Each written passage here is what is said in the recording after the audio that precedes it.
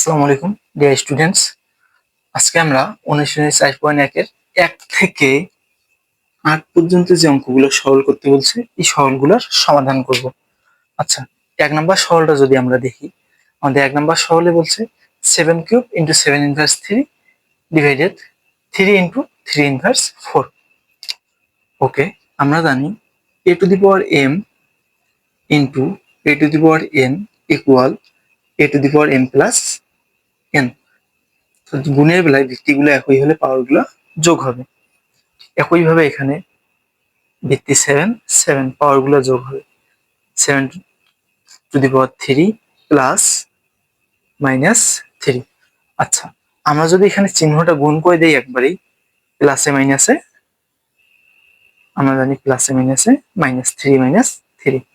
একইভাবে হরের বেলায়ও এখানে 3 পাওয়ার 1 প্লাস -4। এখানেও যদি আমরা চিহ্ন গুণ করে দিই তাহলে প্লাসে মাইনাসে হয়ে যায় মাইনাস। ওকে, 7 টু দি পাওয়ার 3 থেকে 3 মাইনাস করলে 0, 3 টু দি পাওয়ার 1 থেকে -4, 1 থেকে 4 মাইনাস করলে হয় -3। আমরা জানি a to the power 0 equal 1 and a to the power m equal 1 by a to the power m। এই সূত্র দুটি আমরা এখানে ইউজ করব, সংখ্যা দুইটা। এখানে a to the power 0, 7 to the power 0 equal 1 and 3 inverse 3 equal 1 divided 3 cube.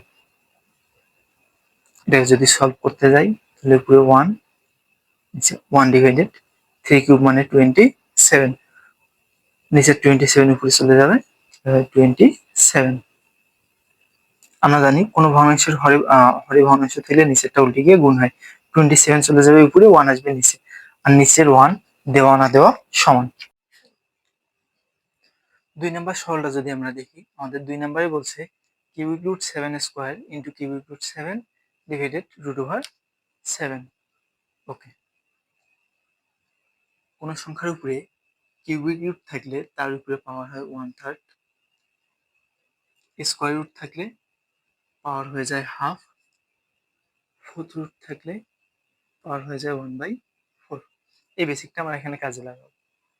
7 square cubic root থাকার কারণে power 1/3 into cubic root 7 power 1/3 root over 7 power হয়ে যাবে হাফ।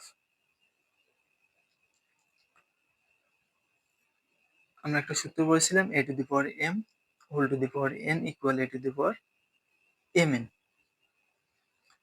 1 নম্বরে 7 square whole to the power 1/3, 7 to the power 2 আর 1 গুণ করলে 2 divided 3। পাওয়ারের উপরে পাওয়ার থাকলে পাওয়ারগুলো গুণ হয়। একইভাবে 2 আর 1 গুণ করলে 2 divided 3 into 7 to the power 1/3 divided by 7 to the power half। আচ্ছা, a to the power m into a to the power n equal a to the power m plus n। যখন ভিত্তিগুলো একই হবে এবং গুণ থাকবে সেক্ষেত্রে পাওয়ারগুলো যোগ হবে।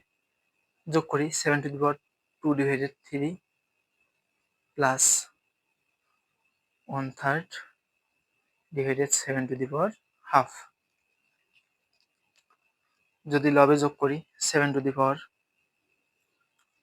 যোগ করলে লসাগু হবে 3, 3 দ্বারা 3 কে ভাগ করলে 1, 2 আর 1 গুণ করলে 2 প্লাস 3 দ্বারা 3 কে ভাগ করলে 1, 1 and 1 গুণ করলে 1 ডিভাইডেড বাই 7 পাওয়ার হাফ।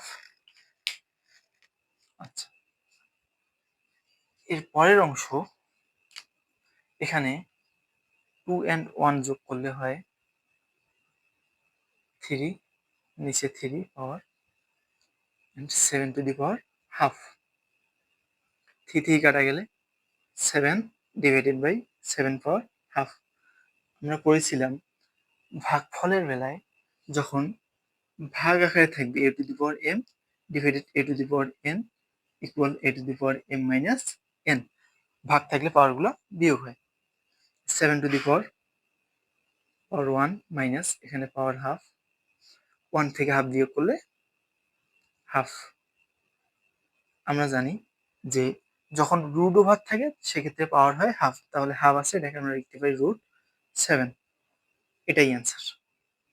তখন ওই ভগ্নাংশটাকে আমরা উল্টাই দিব, 10/7, এটাই answer. 3a + 2b, 3a + 2b, এটাই অ্যান্সার।